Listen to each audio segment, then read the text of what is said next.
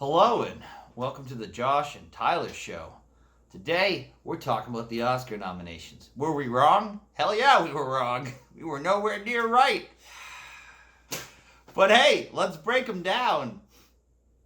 Okay, let's do that. So here we go, guys. I got my Chromebook here so we can go over this. So Tyler, actually, you haven't seen these. I've only caught a couple glimpses. For one, you spoiled the big snub for me that I just cannot believe whatsoever.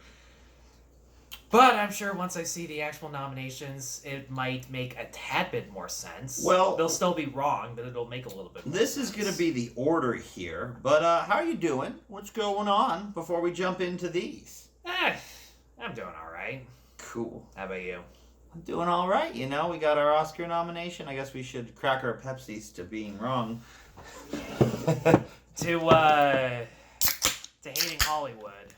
To rhinos on a plane.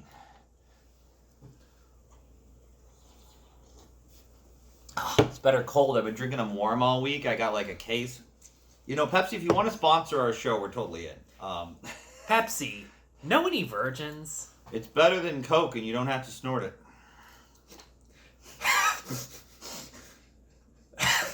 You know, I almost disagreed with you until you said that. No, I like it.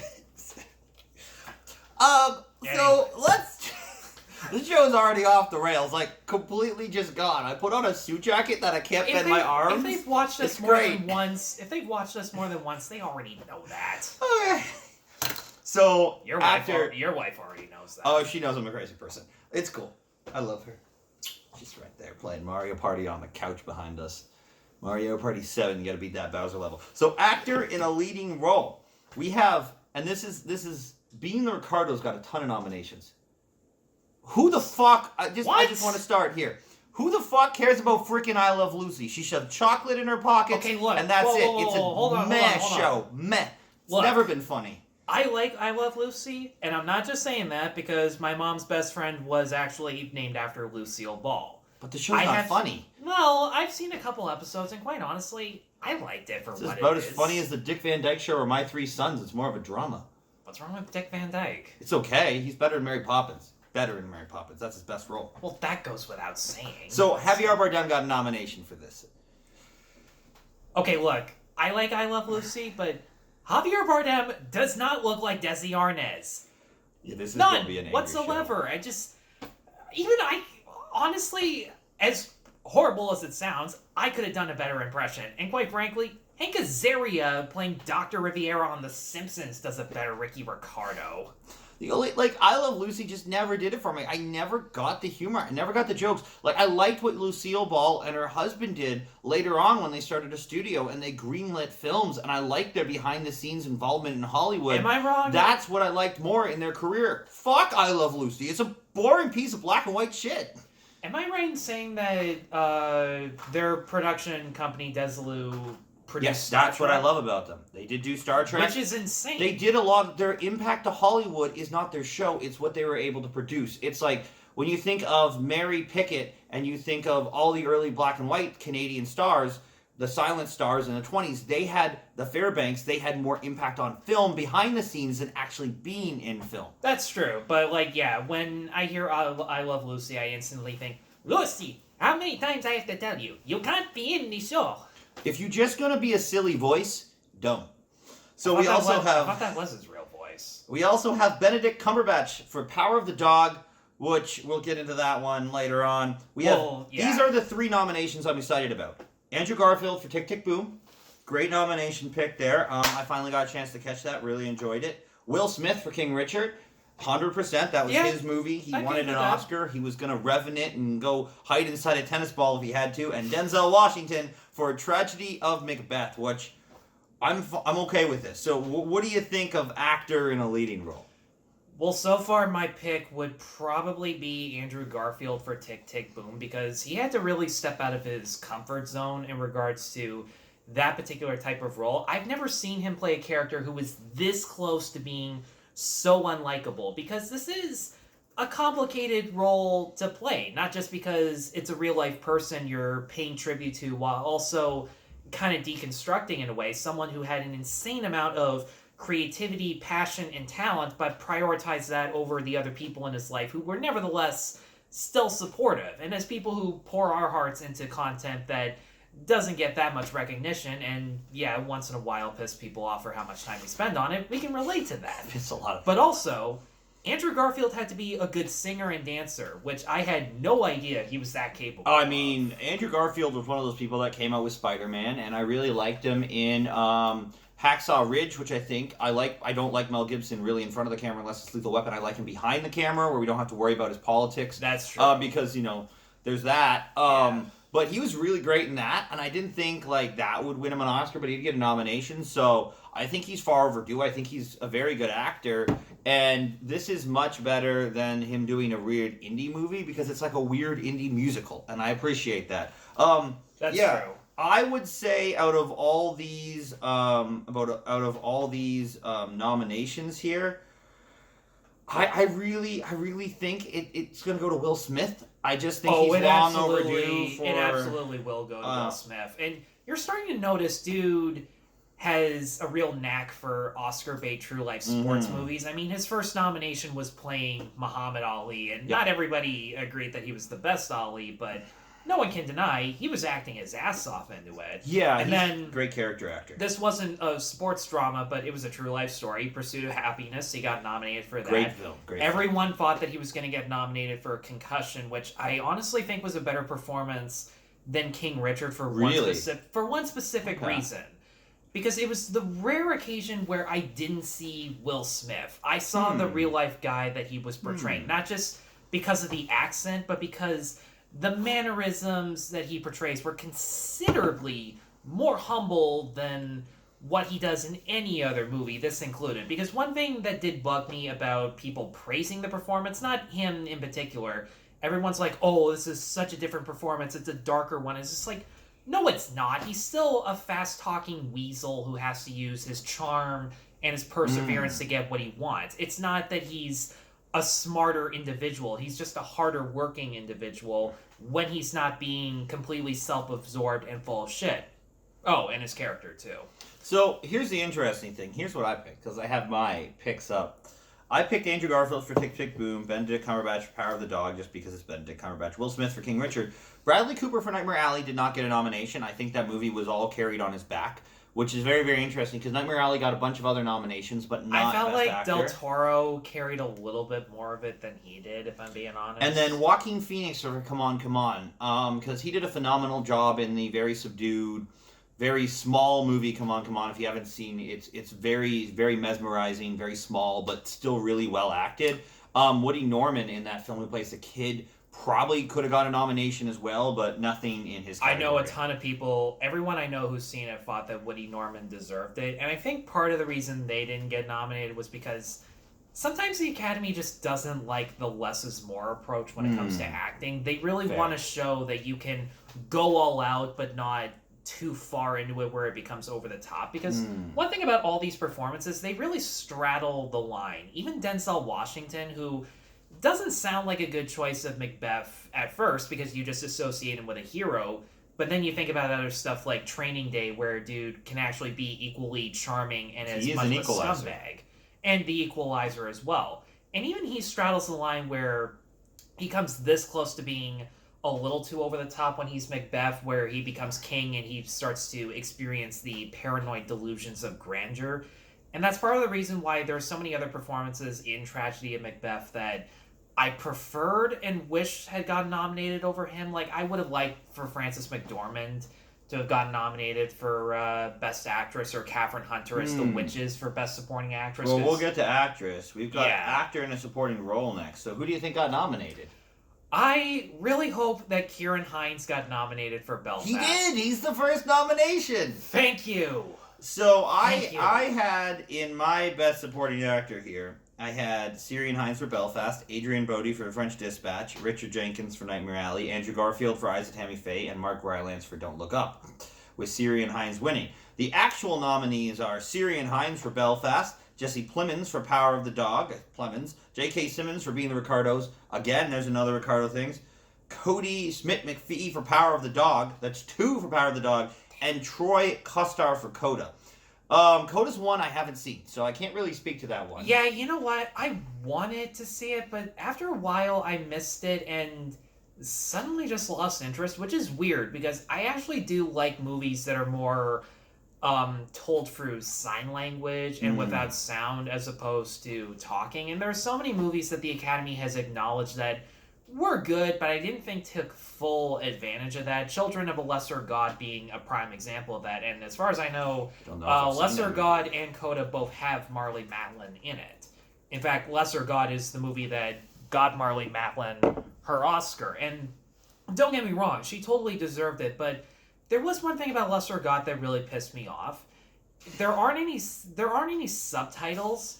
It's just William Hurt and Piper Laurie announcing Matlin's dialogue out loud as she's signing, which I really don't understand. I get that it was back in the 80s and people were, I don't want to say ignorant, just uninformed about this type of stuff, but even reviewers back then were pointing out how ridiculous this is. That's why I don't say ignorant, because there were people who were painfully aware of this stuff. But I mean, like, there's been a huge shift in the last, 5-10 years ago, even 3 years ago, if you had said, hey, do you want to watch this movie with subtitles?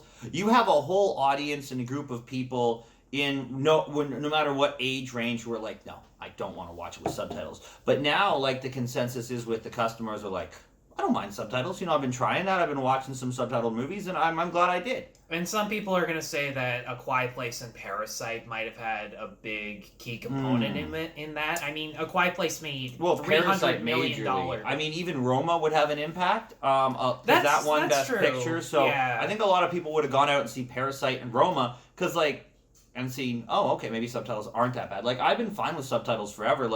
I mean, when I was a kid, I'd put on, Godzilla vs. Kong or Mechazilla or Mothra, and it'd be this silly Japanese movie with subtitles with, unsynced lips, half English, half Japanese, and I've just sort of been used to subtitles, so for me. But who do you think takes this? I think Ciarán Hinds for Belfast. Ciarán Hinds better fucking get it. He's Kieran or Ciarán? It's Kieran. Kieran, okay. I did look it up I looked it up just for my review because I didn't want to get called out for it. I'm bad at names, so you know. I don't hold it against you. We can't get everything right. But Power of the Dog gets 2 nominations. This is ridiculous. Is there any other movie, any Oscar? I can't remember any other Oscar pick in the last 5 years that's got 2 Best Supporting Actor nominations. I'm trying to remember, because honestly, I can't think of one. Oh, you know what? Judas and the Black Messiah, for whatever reason, Daniel Kaluuya and, my name's blanking on him for whatever reason. But the stars of that, they both got nominated for Best Supporting Actor, and everyone was really thrown off. Yeah, Lakeith Stanfield. It's only happened 18 times in the history. In the last 3 years, we had The Irishman, Al Pacino, and Joe Pesci, and neither won. And when it was Judas and the Black Messiah, neither won. Lakeith Stanfield. No. Daniel Kaluuya won. Oh, that's right. I hope this doesn't take it, because when I saw that The Power of the Dog got 12 nominations, I was like, what the heck? I watched it when it came out, and I thought, okay, it's a slow, boring Western where the villain and the hero don't interact, and I pulled my comparisons to A Good Day to Die Hard, but without the action where John McClane and the villain never meet up or talk to each other or ever interact. It's just it's a meaningless character piece. And this has decent acting and good cinematography, but the way it's structured with its multiple acts and the way it moves around and the way it's oh, hey, I burnt your flowers and put them in a mug. I have slightly gay tendencies. Okay, now you're mad at me because reasons. And then, oh no, you're out playing my piano with your banjo. You must be a horrible person, and I can never play piano again at my family gathering. Who made this movie? Jane Champion, why? Can we have interactions between Benedict Cumberbatch and Kirsten Dunst? Can we have chemistry between Jesse Plemons and Kirsten Dunst? I don't care about this kid. I don't. The kid exists. Did he kill the dude? I don't give a shit. This movie is like watching paint dry, but it's actually sand that's blowing around in the desert and tumbleweed is slowly decaying while being eaten by a mutant rat on Mars. There is no reason for this movie. It's boring as shit. It's beautiful, it's fine at points, but nothing happens for 2 frickin' hours. If I wanted to watch Nothing Happens, I'm gonna go watch Baraka, where at least they have cool cinematography. I'm gonna go watch Spider-Man, where we know what we're gonna get, but we have a good time anyway. I'm gonna go watch Belfast twice in 3 hours, because at least it will make me happy and not question why movies exist. I'm really glad for your nomination, Jane Champion, for Best Director, but make something that I don't need to take a sleeping pill to enjoy. And maybe nominations, maybe Academy, don't make me rant about your shitty Netflix movie that I have to physically search up when you're nominated for 12 Oscars. Seriously, I went to rewatch this. I got an hour in and decided, fuck this, I'm going to bed. But I had to physically search Power of before I could find it. Are you trying to hide this? This is the movie, this is the artist. This is the movie we forget in 5 years and people are like, yeah, it exists. I exist. No one gives a shit about me. No one should give a shit about Power of the Dog. Moving on. That's the Josh rant for the day. Actress in a leading role. Who do you think got nominated? Sorry, I went on a Josh rant there. Well, I already know one nomination, and while it's definitely well-deserved, I felt like there were others that probably earned it a little bit more, but I'm willing to bet that Jessica Chastain got in for playing Tammy Faye Baker. We'll find out in a second. Dramatic pause. I picked Frances McDormand for Macbeth, Elena Heim for Licorice Pizza, who was charming and wonderful in that movie, Jessica Chastain for Eyes of Tammy Faye, Kristen Stewart for Spencer, and Cate Blanchett for Nightmare Alley. I was going all in on Nightmare Alley. And the actual nominees are Jessica Chastain for The Eyes of Tammy Faye, Olivia Colman for The Lost Daughter, Penelope Cruz for Parallel Mothers, which is nice to see Penelope Cruz get a nomination there, Nicole Kidman for Being the Ricardos, that hurts to say, and Kristen Stewart for Spencer. You see my Ricardos problem. It's nominated for everything so far. Yeah, other than the fact that the Academy really likes to suck Aaron Sorkin's dick, which I really don't understand. But remember what happened with the trial of the Chicago 7. Got so many nominations, barely got anything. That is true the more I think about it. And on top of that, I didn't even really like this. I'm one of the few people that didn't really like The Social Network all that much. It's not bad by any Really? means. Are you the only other one besides me that thinks that movie is boring? I don't want to say boring. I was just going to say full of shit and full of obnoxious characters outside of Andrew Garfield. But, that's fair. Look, I don't have a problem with Nicole Kidman being Lucille Ball. I thought she resembled her well enough, and even Ball's real-life daughter flat out said, she looks fine to me, she's my mother, I should ought to know. But I don't really see her pulling off the comedy within it, because I've seen Nicole Kidman do comedy, and it's not that she can't, it's just she doesn't pick the right ones. You see the Bewitched adaptation, if you can even really call it. I mean, Bewitched is fine. I don't think it's held up to any standard at this point. It's fine. It's sort of a cheesy 60s thing. Or 70s. The Stepford Wives remake, which as far as I know had virtually nothing to do with the original, to the point where even the director Frank Oz is just like, the producers completely fucked me over and changed everything, which, real shocker there. I think that Aaron Sorkin and Zack Snyder are in the same boat. The internet loves them. They have dedicated fans, but they never win a thing.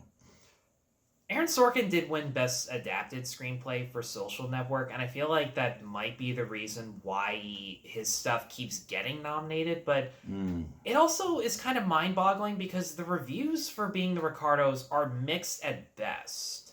I don't know why this movie's getting so many nominations. I don't get it. Me neither, because like everyone said, the biggest problem is that the script doesn't give you what you want with the true life story of the Ricardos, that being the actual behind-the-scenes shit of filming I Love Lucy and the impact that it had on its audience. But no, you gotta focus on the relationship shit that everyone knows about and quite honestly doesn't care about anymore. Well, there is a snub in this category.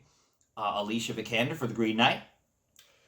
That would have been more interesting. That should have been nominated. I would have like you, preferred Elena Heim because she carries a great chunk of the movie. Well, I mean, Licorice Pizza is, at the end of the day, a Paul Thomas Anderson film. And Paul Thomas Anderson films are slice of life. Things happen. It's not really important why they happen, but you're watching the character's journey.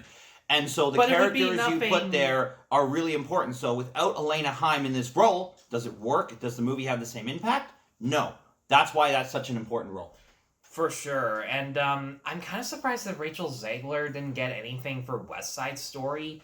I get that she wasn't technically one of the most interesting characters in regards to how well written she was, but she elevates the material phenomenally. Her singing voice is absolutely impeccable, and the musical numbers that she has to carry alongside Ansel Elgort or herself, she just puts so much effort into it. The fact that it's her first movie ever, she makes it so seamless that is impressive. I think because it's her first movie ever, she didn't get a nomination. The Academy likes to let you hone your skills. That's not true. Haley Steinfeld got a nomination for True Grit, and that was her first time. And was Anna Paquin nominated for The Piano? Was that her first role? Or was she won for The Piano. I know, she won and nominated, but was that her first role?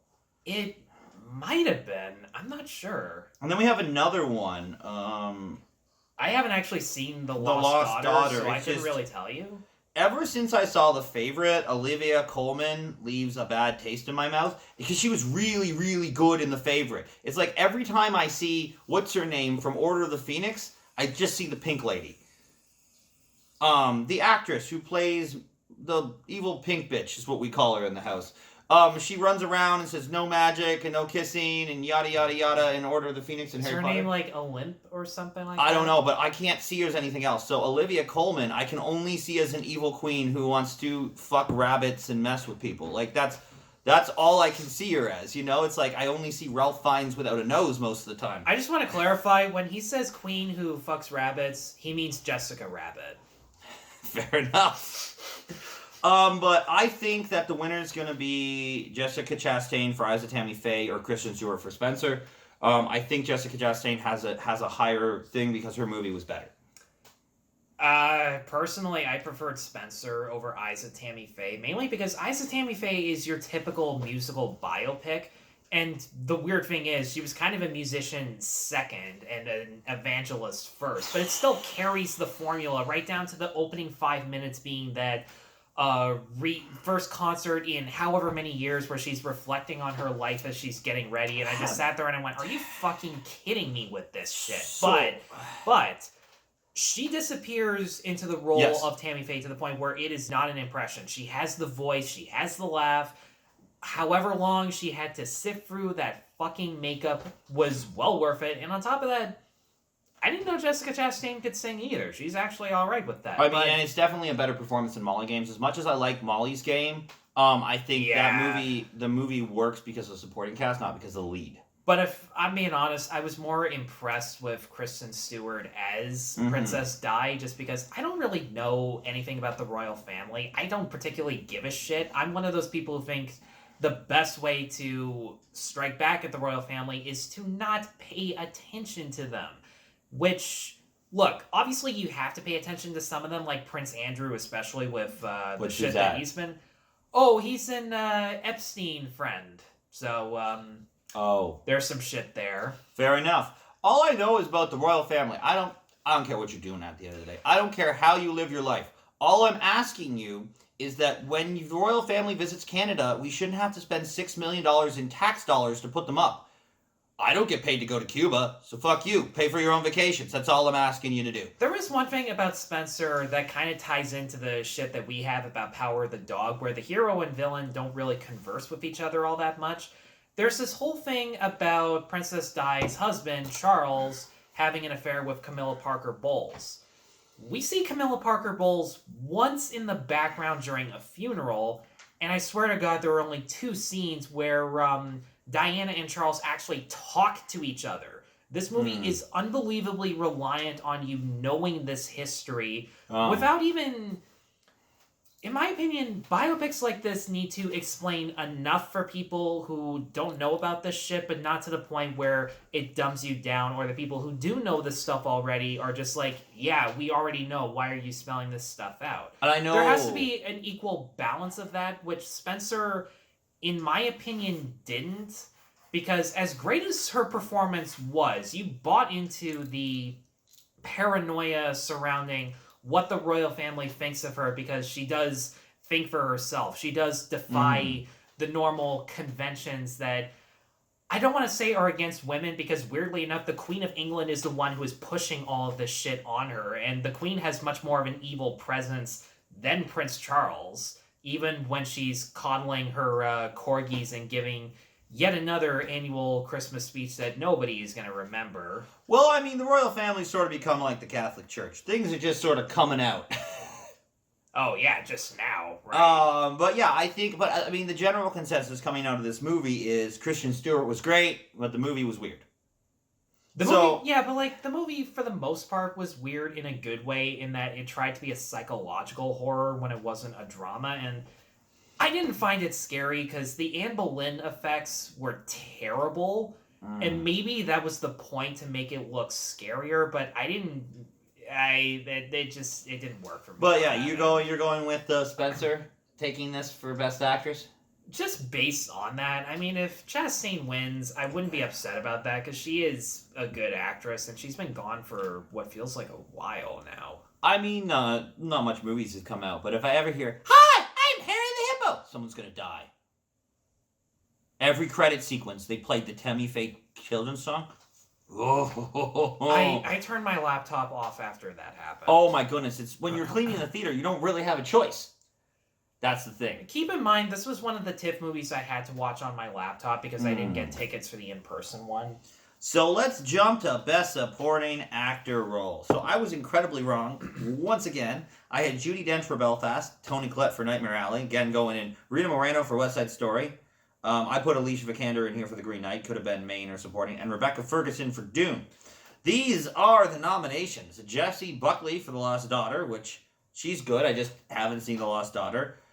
Ariana DeBose for The West Side Story. I'm good with that. Judi Dench for Belfast. Kristen Stewart for Power of the Dog. Kirsten Dunst. Kirsten Dunst. See, this is how much he wants to forget the Power of the Dog even exists. I wish the power of forgetting was a thing. And Ingenue Ellis for King Richard. And for all these nominations, Judi Dench for sure, Ingenue Ellis for King Richard. That's the eldest daughter, I believe. Oh, that's the wife. That's the wife. Anjanae Wallace played the wife. Yeah, played Brandy in King Richard. And if I'm being honest, out of all of these, I might actually give it to her. For a while, I was thinking about Ariana DeBose for West Side Story because she is really good and she stands up to par with, ironically, Rita Moreno in the original, especially during the final scene that sets in stone everything that occurs in the finale based on her reactions to the hateful behavior of the Jets and her incredibly vindictive and understandable but still incredibly damaging response to that puts a lot of people's lives in jeopardy, and you still understand why, and you kind of sort of sympathize with her but also hate her because she just put everyone else on the line. She really carried that scene so well. She was a great singer, she was an incredible dancer, but she wasn't necessarily my favorite performance in the movie. And Anjanae Wallace just surprised me so much in King Richard because out of all the side characters, she's the one who actually really stands out the most. Yeah, I think King Richard could come out of nowhere and win Best Supporting Actress here. Yeah, because it's obviously going to get Will Smith for Best Actor. Like Judi Dench, everyone nominates Judi Dench. Everyone nominates Meryl Streep, but they never win. Everyone else in the category is meh, but like King Richard, I think, is the dark horse of the Oscar race this year. Judi Dench got her Oscar for being in Shakespeare in Love for like 5-10 minutes, but don't get me wrong, she was still really good in Shakespeare in Love, and one of the few things that's still good about Shakespeare in Love. And while we're on supporting actress, Bradley Cooper should have got Best Supporting Actor for Licorice Pizza. He was so funny. He was the best part of the movie for me. The Streisand bit didn't make me laugh. Hey, do you like peanut butter sandwiches? That line was good. Like the scene with the truck, that was awesome, and it would have been more awesome if the scenes in the trailer were actually in the he was the most interesting of the side characters in that film. Like Sean Penn on a motorcycle, like okay, guy who runs for political office. I've seen Taxi Driver, cool. But Bradley Cooper, a lot of fun. I don't know. I felt like Sean Penn left a little bit more of an impression, and Tom Waits as the incredibly batshit insane director who just puts everything on cue and stages it like the cameras are still rolling. I just love how he lives in the delusion that he's always on the job. In Licorice Pizza, Elena is sitting there at the table with the politician guy and his aide. They're sitting there having dinner, and they're talking, and they have an argument. And the guy's weird. It feels weird calling you an aide considering the context of that conversation. But they're talking about it. Minor details. And the guy's like, "Hey, be nice." And the guy's talking normally like this. But then they walk home. He's like, "Hey, I'm sorry. I just hit puberty. What the heck happened? Why did his voice go high?" Because he was upset. People tend to have a higher pitched voice because he didn't get upset in that scene, and my brain is trying to contemplate why he sounds like a Smurf. Yeah, because they're in public, and if he sounded like that in the restaurant, that secret would have been blown. Oh, okay. Figuratively and literally, but...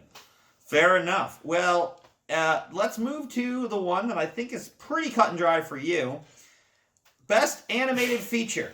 I honestly don't know, because I didn't actually see that many animated movies. I picked Encanto, Sing 2, Luca, Spirit Untamed, and Raya and the Last Dragon. The actual nominees were surprising here. We had Luca, Raya and the Last Dragon, Encanto, Flea, which is a really nice nomination. This is one of the most interesting documentaries you will ever see in your life.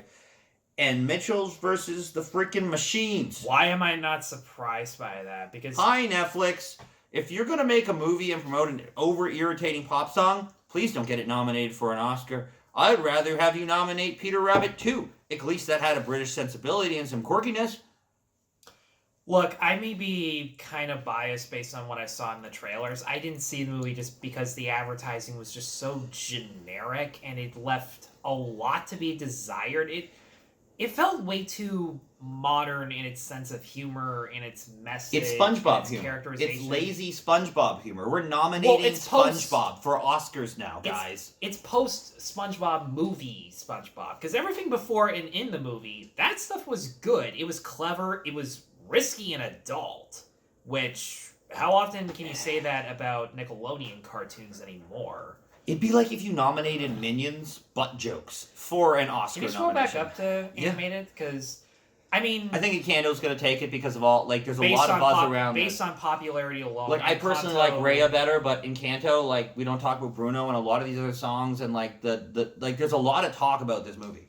Yeah, I do like that Flea got nominated. I like that, yeah. I'm going to go out on a limb and say that Flea might actually be the first R-rated movie to ever get Best Animated Feature, which is something I bitched about on my channel before because it's just such a pathetic thing. And of all the stuff, I've made it no secret, Luca was my favorite animated movie of the year just because it was so delightful and charming, and the fact that Disney actually went for a slice of life film with all these fantastical elements in the vein of a Studio Ghibli movie, the fact that it pays tribute to Studio Ghibli in such a great way, and the voice acting was phenomenal. Jacob Tremblay and Jack Dylan Grazer absolutely carried the movie. They were terrific. The animation was so beautiful and imaginative because a good chunk of the scenes take place inside Luca's head, imagining what the human world could be like. He's basically what Ariel in The Little Mermaid should have been.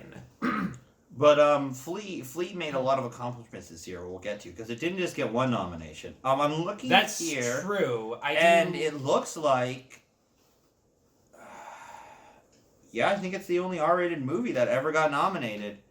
This is the first R-rated animated movie. Congratulations, really put that into perspective. The fact that Waltz with Bashir, which is basically the same thing, an animated documentary about the horrors of war, was nominated for Best Documentary, but it didn't get Best Animated Feature, not even a nomination. And I haven't seen Waltz with Bashir just because I don't know if an animated documentary would be my kind of thing.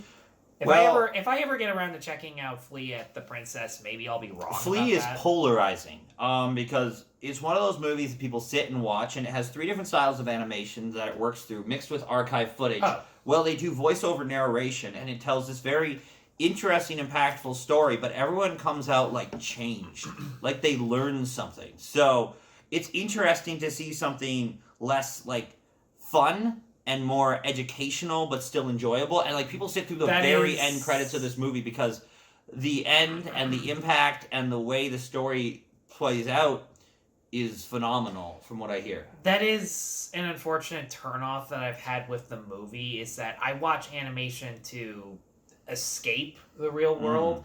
I'm not saying that Flea doesn't use the style of animation as a way to tell a story in a unique fashion. I'm sure it does. It just comes down to personal taste for me. That's fair, but people either love it or hate it. That's sort of how it comes down to. Also, when I hear the story about a gay guy trying to escape this one country during wartime, I already know what the message is going to be, and I already know that I agree with it, so I don't really feel like I'm Well, it's actually it does talk about his relationship status and basically during wartime, which you discussed. But it discusses the impact it has on his family and how they interact from day-to-day life and how they're sort of lumped in with him because of his attitudes that the government doesn't agree with. So that is that aspect of the film. But I've seen that in other stuff before. So again, I kind of already... You already know what's going to happen. They're either going to take the bold step forward and side with him, or they're just going to suck up to the government and just completely shut him out. Neither one would really surprise me. I would understand why, even if I didn't agree with them. But yeah, it already feels familiar. Fair enough. Who do you think is going to win Best Animated Picture? It's definitely going to go to Encanto just based on the popularity of it all. And the only reason I haven't seen it was because the trailer just didn't do anything for me. Everyone tells me how much they love it, and eventually I am going to see it before the Oscars come around, even though based on some other stuff that I'll talk about later, I'm not sure I'm actually going to watch the Oscars this year. And when I say You're not going to come see me host at the Princess? Well, when you put it like that... There's a possibility. I might take... I crack jokes and give away posters. I'm definitely Sometimes I'm funny. I'm going to take a lot of bathroom breaks during the parts of the ceremony that will piss me off the most. Oh, like when they play all the original songs throughout just to stretch out the runtime? No, the people who are hosting. I actually haven't looked at the Oscar hosts. We'll get to that at the end and discuss yes, that. We will. I'd like to be surprised. Oh, yeah. Okay, so let's jump into cinematography. For my nominees, I had Greg Fraser for Dune, Bruno Del Bonhomme, butchered the name, for West Side Story, Dan Leuston for Nightmare Alley, Robert Yeoman for, I butchered the name, French Dispatch. No, that's not the cinematographer for West Side Story. That's the guy who did Macbeth. Oh, well, I got that mixed up. Janusz Kaminski is... Well, West Side Story, French Dispatch, Nightmare Alley, and Dune. The nominees are Greg Fraser for Dune. Thank you. Dune was one of the most incredibly visually films I've ever seen. I think it's going to take special effects, guaranteed. Nightmare Alley, Power of the Dog, once again, Tragedy Macbeth, and West Side Story. And I can't be entirely mad at this. As much as I'm mad at Power of the Dog, it was very pretty. It was very boring and very pretty. But the landscapes and the way they framed the sand and the random houses and the dull blanched tones were very, very well done. The sequence where there's blood all over the fields of straw, that shot alone sticks with me. And the cinematography, in my opinion, was what made the trailer so enticing to watch based on how artistic it was, but also suspenseful. It made it out to be a little bit more of a thriller, and that was the kind of tone that I wanted from the movie. And you get that in certain scenes where Cumberbatch is spying on Kirsten Dunst, and I think that's where the only intensity in that relationship comes from, because she doesn't know that he has power over her, but we do, so it's a little more intense. And the cinematography does play a big part in that. It's not as gorgeous as I was hoping it would be, and it's a Western. You need those establishing shots that look amazing, that look like shots that you could hang up on your wall. And they didn't really utilize the mountains. Like, a lot of Westerns will utilize the mountains or a sunset or they just use it to cattle show, herds, but they don't really utilize it. Cattle. They really don't want you to enjoy Power of the Dog. They want you to sit back and be like, haha, men are toxic in 2022. Tell us something we don't know. Yeah, I know that. I don't know minutes. You need to make a movie about that. For all the people who are just saying, "Oh, you're just trying to dodge criticism," it's just like, well, no. I mean, for starters, we don't act like the men you're attacking. We also know that men can be jerks, that men can be horrible, and that men can have the wrong view of opinion in women. And expressing this through media can be done well. Power of the Dog did not do it as well as it could have. Subtlety is key, but also don't make it so we don't get what's going on half the time. We also know that if everyone of every gender is equal in positive traits, that means we're all equal in negative traits too. And believe it or not, there are women other than Gillian Flynn who acknowledge this. I don't know who Gillian Flynn is. She's the one who made Gone Girl, Sharp Objects. Oh, Gone Girl was interesting. Yeah, and Sharp Objects. Sharp Objects got Kidman, but I haven't watched it yet. No. That had Amy Adams, Patricia Clarkson. Big Little Lies had Nicole Kidman. That was somebody else. But who do you think takes cinematography? Like, I think that this is Dune's category to win. As much as I think Nightmare Alley did a really great job with this and did a black and white cut to really enforce that, I think that Dune takes this. Honestly, anyone other than Power of the Dog, I really don't have a problem with.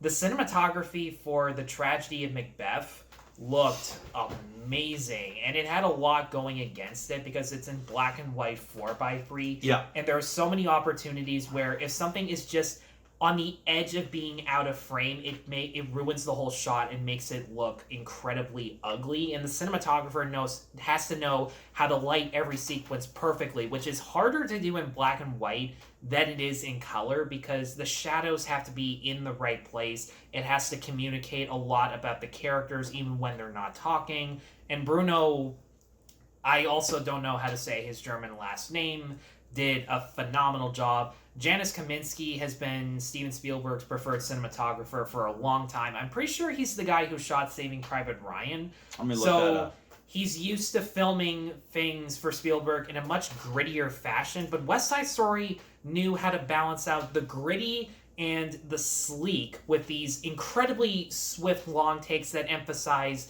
the choreography and the setting and utilize all of that perfectly, in my opinion. And so who do you think wins? Personally, I do think that it's going to be Dune because it had the difficult challenge of showing the scope of every planet, every setting in such a gigantic, gargantuan, massive feeling. And Greg Fraser really outdid himself to the point where I cannot wait to see if he is coming back for part 2, because I honestly don't know.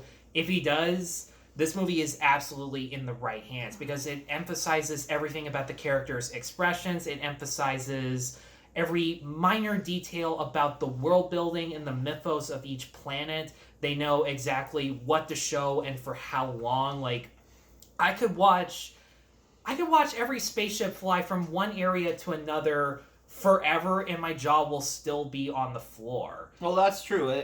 For the movie, as things like the third act has a few editing issues, but it never bores you. It always shows you something visually pleasing and moves on to the next thing. Almost every shot is build-up because you see a giant spaceship and so many human soldiers and human vehicles on the ground that just look like insects in comparison.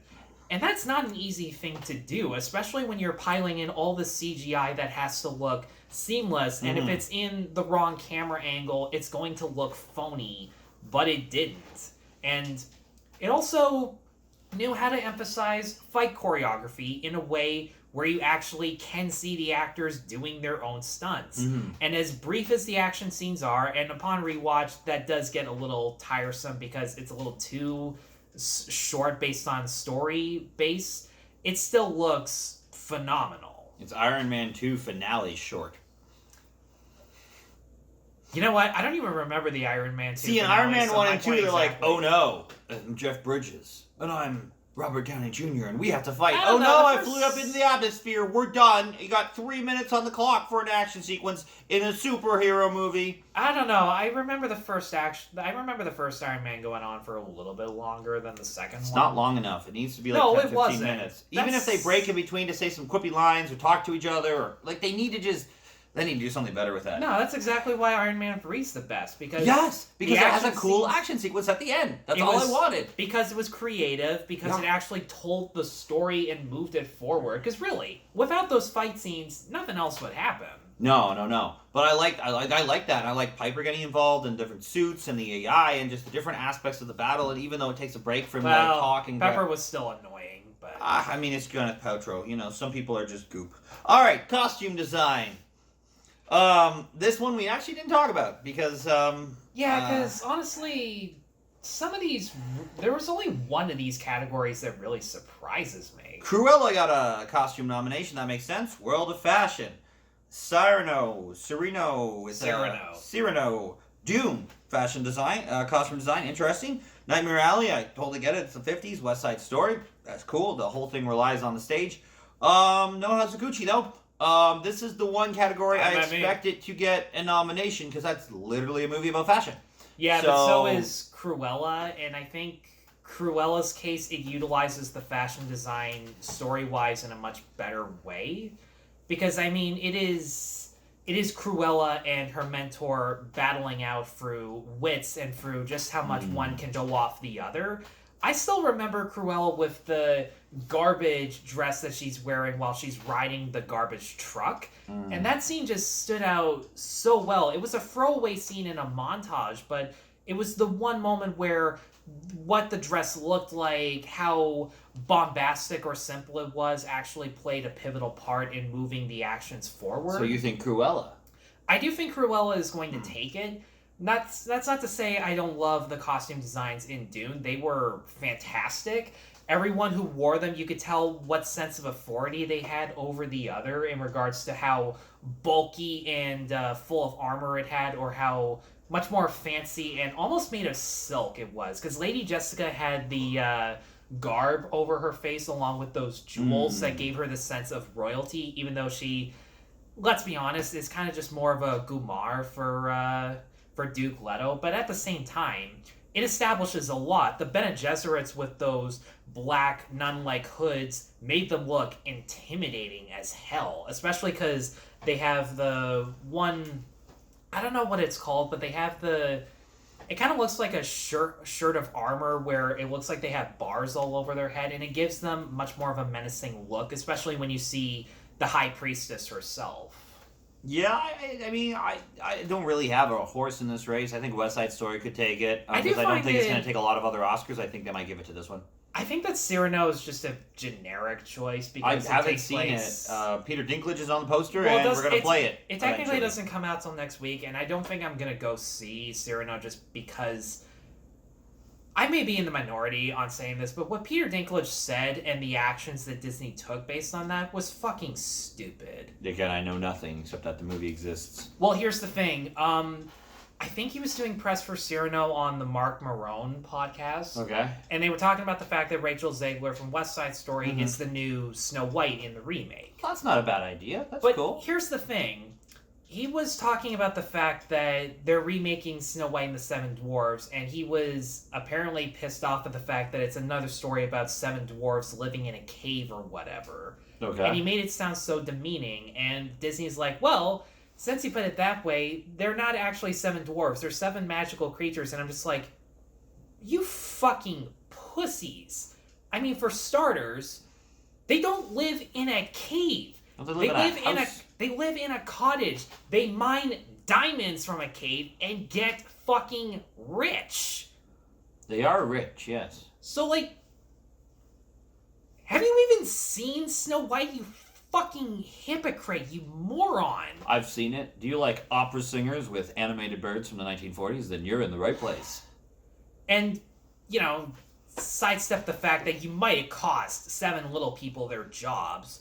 Little people who might be more than content with playing elves or dwarves, because whether it's demeaning or not it really depends on each person, and I don't think that's something he takes into account.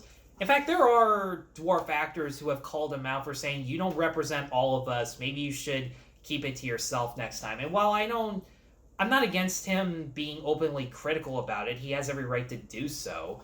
To say that he has any authority over how dwarf actors should be represented in Hollywood, unless they elected you, no, you don't. Maybe he's head of the union. Let's move to Best Director. Okay. Best Director, which I picked, was Wes Anderson for French Dispatch, Kenneth Branagh for Belfast, Del Villeneuve for Dune, Paul Thomas Anderson for Licorice Pizza, and Joanna Hogg for Souvenir Part 2. Really? Well, they have to nominate a woman. They always do that. Yeah, they have to. It's a quota. Souvenir Part 2 is all right. I think Part 1 was a lot better. The actual nominees are Kenneth Branagh for Belfast, Licorice Pizza, Paul Thomas Anderson. Thank Steven you. Spielberg for West Side Story. Jane Champion for Power of the Dog, if you can call that, sure. And Drive My Car, director name that I will incredibly butcher. What do you think on these nominations, and why did Denis Villeneuve did not get a nomination? That's my biggest question. And where is French Dispatch? That movie is all about directing. Why didn't it get... French Dispatch got no nominations, everyone. None whatsoever.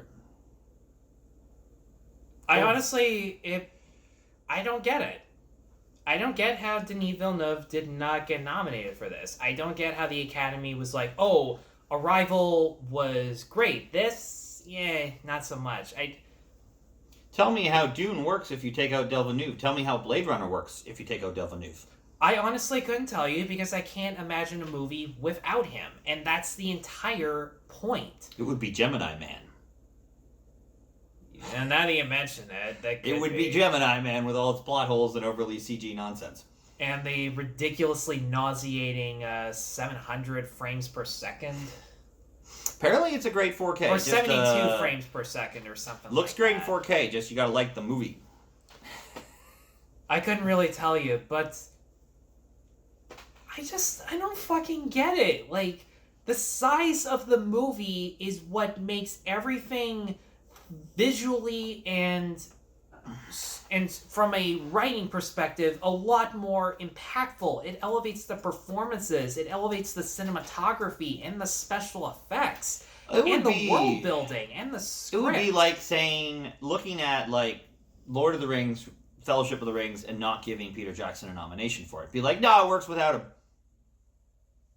It doesn't. It's bullshit. And you can't even tell me that, oh, well, it's part one, so that makes no difference. Well, first off, why is everything else getting nominated? Everything else from a technical level, anyways. Well, I mean, Belfast, like, if you look at it, that's his story. It's a personal story that he's telling of growing up, so I understand why he's nominated, because he is the one putting the heart into the movie, giving the cast the inspiration. Drive My Car is that's 3 hours. In order to carry a 3-hour movie that people are walking out and raving about, you have to be a really solid director.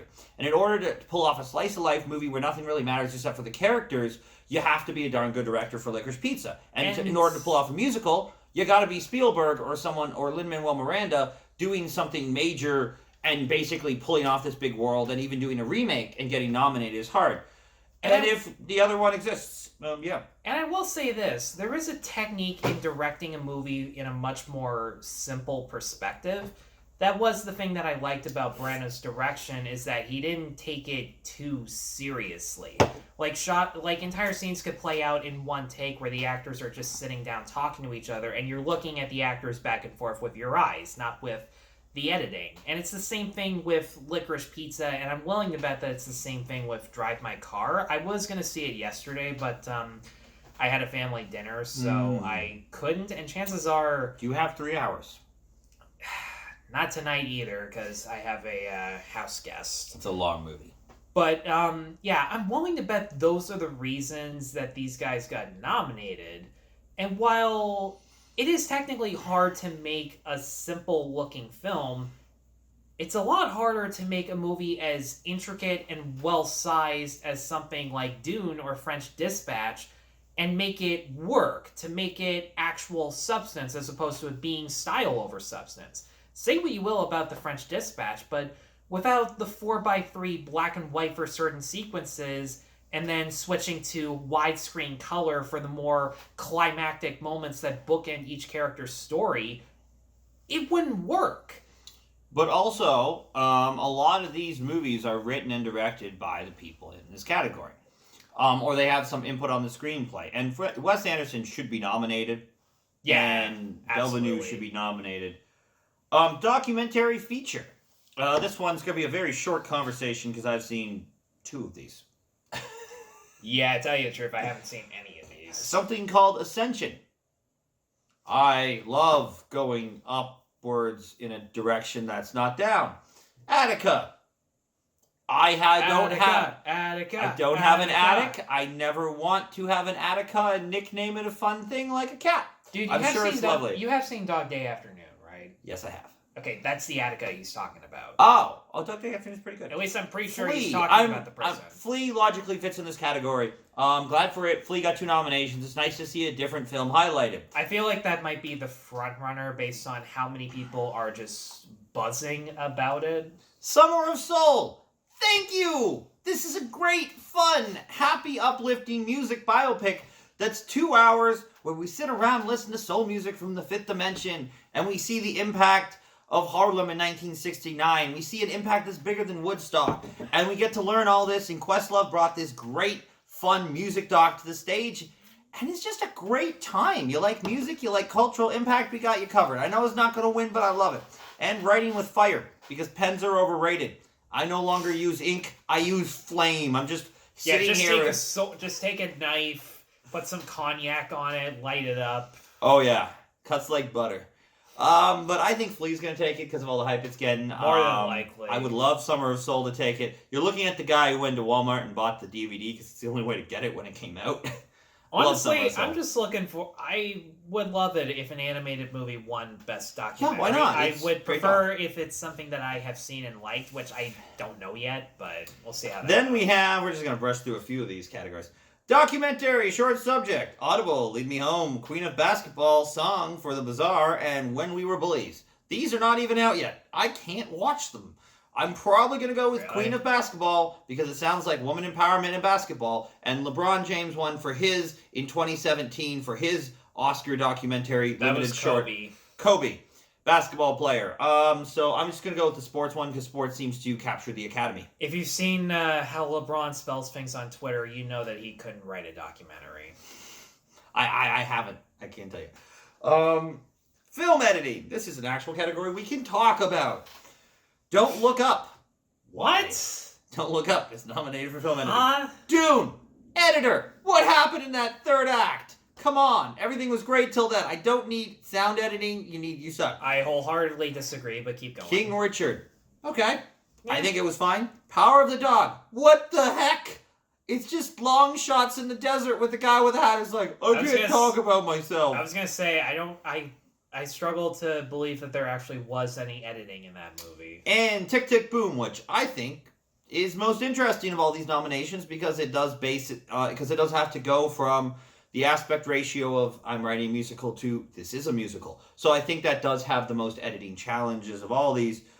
And it's just a lot tougher to edit a musical because when a song and dance number occurs, you don't know how to hold on to the dancing or when to show the characters in a wide singing or cut to a close-up when it's a lot more emotional and you should feel like you're tugging your heartstrings. Like picking out those individual moments can be really tough. And sometimes the editing was a little jarring with Tick, Tick, Boom, but it wasn't enough to be a problem. In fact, after a while, you do kind of get where Miranda was going with that. I mean, if we're talking film editing this year, I think there should be a few documentaries on this list. I think Summer of Soul did editing really well. And if Bohemian Rhapsody can come along and win an editing documentary Oscar for literally being a freaking music video, nominate Summer of Soul. Also, if you're going to talk about Queen, actually talk about his life and don't brush over the details just for market research because it's nice and you don't have to address any serious issues. Make a real movie. In John Ottman's defense, even he flat out said that he didn't deserve the Oscar. He knows that things got rushed and that he really didn't have any control over it, so... Honestly, Ottman's a talented editor and composer. He usually works with Bryan Singer. That's how he got the job with Bohemian Rhapsody, so... But also, if you're going to be a music biopic, don't just retell the story we know. Do something different. That's not really on him, though. I know, but like at the end of the day, the biopic with about Brian Wilson, my brain is blanking on it. Love and Mercy. Love and Mercy did something really, really interesting. It showed us the archive footage while giving us a story and didn't just show us the exact replication of archive footage that exists. It did something different with the storytelling and the characters. It also paralleled two timelines better than Moonlight could ever do. That is probably one of the best music biopics out there. And it does it with such grace and style. And even Brian Wilson said when he's watching this, it's like he's reliving his life. And he got an anxiety attack watching some of the moments. Like, that's how good they did a job to the justice. So, I think it goes to Tick Tick Boom out of all of these, but I wouldn't be surprised if like Dune took it. I wouldn't be surprised either. King Richard, I find an interesting one, but I still think would be a decent contender because it has to be edited together like an actual tennis match. And we were talking about it on in the car ride home, where the sound design, especially, and the camera angles, where you're watching one match from one distance for the most part, and then you only get any other coverage once they're grabbing another ball and getting ready to serve. Yeah, they were the just camera's sort of off on the side. It was reactionary, but without being reactive. It reacted to what's happening in the scene and not what the characters are feeling on their face for the emotion of the scene. That's what makes a sports biopic so powerful. That's what makes Rocky so powerful. It's not about the boxing. It's not if you're watching the Mighty Ducks, it's not about the hockey. It's about seeing these kids, seeing Rocky, seeing people who think they can't do it succeed through their face. And we see the boxing and we see the power of their punch, but the power of their eyes and how they feel is much more important than the punch or the hockey puck being flung or the tennis ball being hit. It's what does Venus feel when she hits that in that moment? Is the sweat? Is there a smile? Does her eyes express something? That's what we needed to see in the editing. And you also have to see how hard they hit when they serve or when they return the ball. Do it. Just the tennis editing. But yeah, the fact that they were able to replicate an ESPN show where just shooting one match from a bird's eye view and then having the other cameras on at the side, it felt incredibly authentic. So then we got international feature film. Drive My Car is nominated. Flee from Denmark is nominated. In the Hand of God from Italy, which I have yet to see or even locate as a film. I heard about it, but it didn't really sound anything all that special. It was this one kid who I think is in high school. He loses his mom, who he had maybe a little too coddling of a relationship that she was trying to get him out of before she died. And then I think he's just trying to gain his independence with the help of his surviving friends and family, as far as I know. That would be interesting. Yak in the Classroom from Bhutan. And The Worst Person in the World from Norway. I think Drive My Car is going to take this based upon audience reactions. Probably. It may be 3 hours, but everyone's loving this. And it's also nominated for Best Picture, so... Yeah, it's a toss-up between Drive My Car and Flee at this point. I think Flee takes documentary, Drive My Car takes Best Picture. Don't you mean international? Yeah, okay. That I can see. I did see a lot of international films, but the majority of them haven't actually been technically released yet. Yes, that's the hard thing. It's very difficult to see some of these films. Thank God for The Princess to place a bunch of these, but still they're hard to find, like... Drive My Car and Flee would have no other home in KW unless we played it. And there were a couple that we thought for sure would get nominated based on popularity, but because of how uncomfortable they are to watch. Which one are we talking about? Didn't you want Titan to win? Oh, Titan. Yes. Let me tell you about Titan. Have I talked about this? Have I told you how much I love this? Well, you've told me, but you haven't showed me this Blu-ray. This should be nominated for Best Foreign Freaking Movie. Look at this thing. This movie is nuts. It's about a crazy woman who fucks a car and then has a baby. This is a foreign film.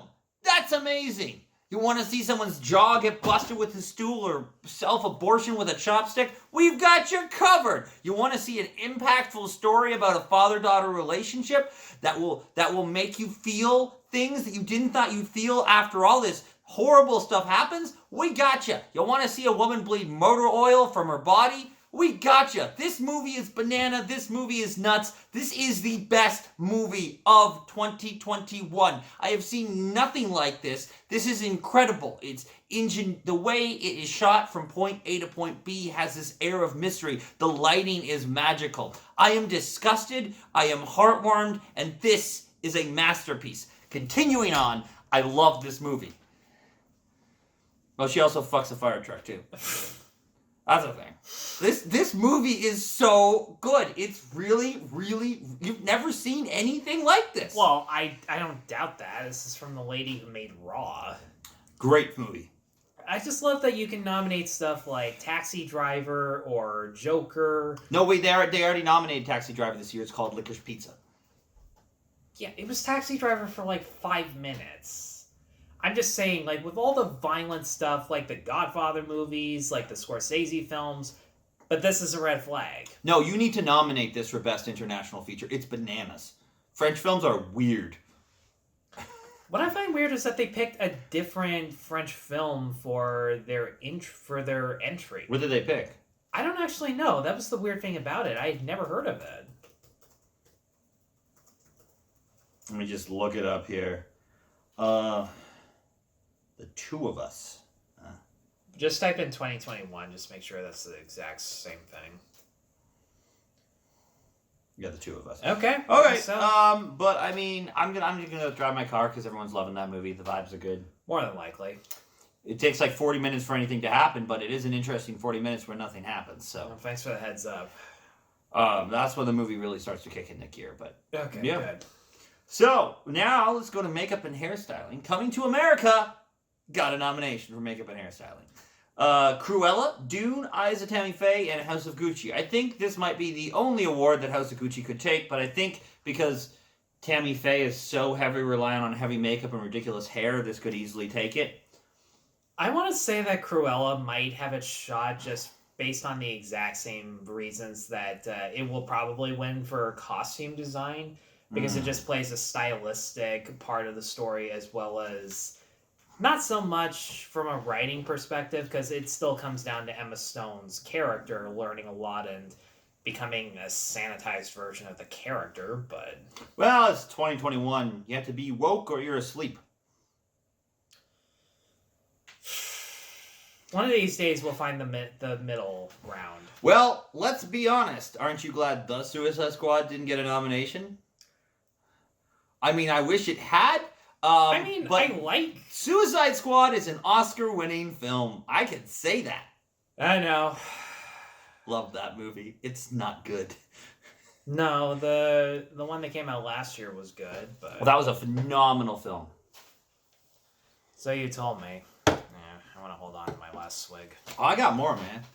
It's sitting there. I know, but I brought that for you. So, we've got original score. We have Don't Look Up, Dune, Encanto, Parallel Mothers, and Power of the Dog.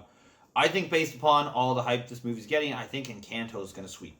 I don't know. The most of the hype comes down to the songs that Lin-Manuel Miranda made, but this is really the score, which was written by a different person. So I can't really comment on the score itself, but Dune and Hans Zimmer, how can you go wrong with any of that? Hans Zimmer is a master. The fact that he made his own instruments just to get an idea of what certain music would sound like in this brand new universe, which I will say that is one thing world building wise that I would have liked a little bit more of. There's apparently deleted scenes of Josh Brolin being a good singer, because that's apparently a side quality of Gurney in particular, and I guess Patrick Stewart, what he played in the 80s movie, had a little bit of that to himself, but I will say the music does add a ton to the atmosphere. As repetitive as the Paul's Dream song is, but it does really elevate the a sequences. Fantastic piece of music. The drums that build it up, the musicians in the background who are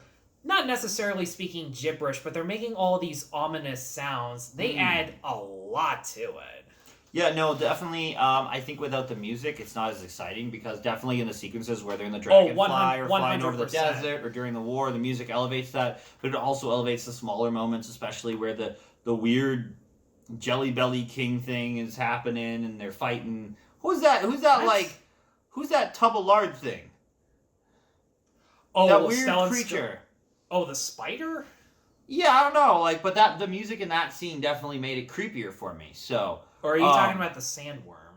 No, I'm talking about their inside, and he demands, and then David Bautista comes, and he's like, "Yes, I will," even though everyone just died in the room or whatever.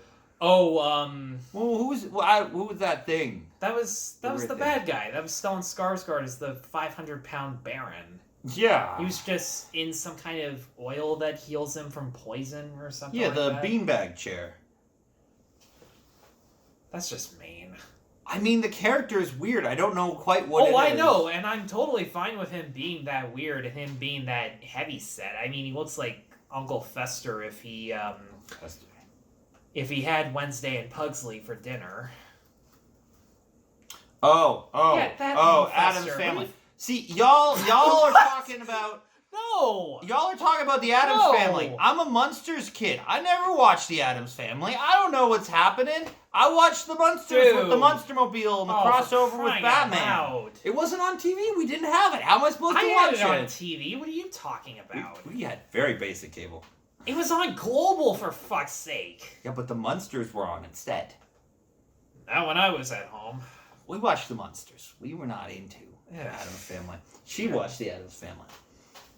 Help me out here. Addams Family was good, right? Yes. Okay, she never watched the OG show. She just watched the movies, so, you know. That still counts. I mean, I was a Munsters kid. So look, I didn't watch the black and white Addams Family. I saw some weird reboot where Uncle Fester was kind of blue in his skin. I don't know if she knows which one I'm talking about, but it's a different. It was a little cheaper in quality. Is there an animated? They made an animated movie recently, right? That looks really bad.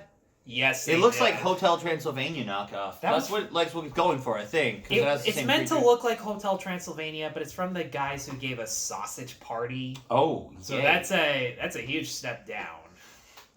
Next category is Best Original Song. Be Alive from King Richard, Beyonce. Okay. Dos Originat. I butchered the name. Lin-Manuel Miranda, Encanto. That's a high probability to win. People like his music. Yes. Down to Joy, Van Morrison from Belfast. People are mad at him this year for stupid reasons, so I doubt he wins it. No Time to Die by Billie Eilish. Not a Bond song. Bond songs have crescendos at the end. All you had to do, Billie, was there's just no time to die. Hold the freaking high note. Don't sing like you're bored. We're not supposed to be bored in a Bond movie. If I want to take a nap, I'll watch For Your Eyes Only or Thunderball. I want to watch No Time to Freaking Die. Just hold the high note. And Somewhere You Do from 4 Good Days by Diane Warren. I've never heard of it. I have to start wearing I have to start wearing earplugs. I'm sorry, like when that song came out, like everyone's like, it's so good. And like this is what a Bond song should be. A Bond song should be entertaining outside the context of the film. For example, The Living Daylights, Skyfall. You could listen to it, but then in the context of the film, it should allow you to feel the emotion, the highs and lows, the ups and downs, everything you're going to feel in the film. And if that's the case, I could watch Quantum of Solace with this. Don't like it. I think it could definitely go to Beyonce for Be Alive for King Richard. It's a complete possibility, but I think because this is the one year where Lin-Manuel Miranda doesn't really have a ton of competition, because when he got nominated for Moana, let's be really honest, the only reason he didn't win was because La La Land came out the exact year, and the songs for that were technically better, if I'm being honest. I mean, he got nominated for How Far I'll Go for Moana. That was a good one, and You're Welcome was fun. Yeah, but it's a good song, but like How Far I'll Go is just go the distance from Hercules with different lyrics. Yeah, but Disney's been recycling the same plot style of music, just going over and over everything for years, well, so look, it's nothing new. Here's the thing. The songs have similar format, but they don't sound the exact same.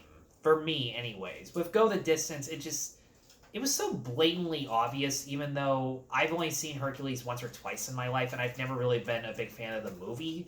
I only know the songs because the songs are, for me, the only redeeming quality about Hercules. I watched that movie once. Like, I think if you're going to watch a late 90s Disney movie, I think that what's The Emperor's New Clothes or New Groove? New Groove was that like one is 2000. fun. That was a fun movie. Like, it's never going to break any records, but it was one of the funner later Disney movies. The Emperor's New Groove was the movie that kicked off the 2000s for Disney, and I only watched the show when I was a kid. It wasn't until my Disney binge that I saw the actual movie. And the movie is obviously significantly better than the show. And it's a lot better than I thought it was going to be because it's David Spade as a fucking llama. What's his name? Who plays Joe in Family Guy in there too. And I like his voice actor is really fun. He's in Aqua Teen Hunger Force and Archer and a whole bunch of stuff. Great voice actor. Patrick Warburton. So much fun. Patrick Warburton as Kronk is so awesome. So funny. And Urfa Kitt as Yzma, she was just fantastic. So, like, the villains were the best part, as per usual. So 4 Days, I never heard of this movie. Look at this movie. Mila Kunis, Glenn Close, about a struggling drug addict. Oh. Don't remember when this came out. Neither do I. That got nominated for Best Song? Best Song. Best Song for... What's the best song here? Somehow You Do. From the director of 9 Lives, Mother and Child, and Albert Norris. Okay. Rodrigo Garcia is a much better TV director than he is a film director, which is pretty unfortunate. Funny, I thought that... I read somewhere that Parallel Mothers got something for Best Original Song or something like that, but... Nothing for Parallel Mothers here. Huh. So, yeah, I mean, it could easily go to Be Alive, but, like, Encanto's a shoo-in. Pretty easy, too. Encanto, I feel like this is gonna finally make Lin-Manuel an EGOT, because... An EGOT.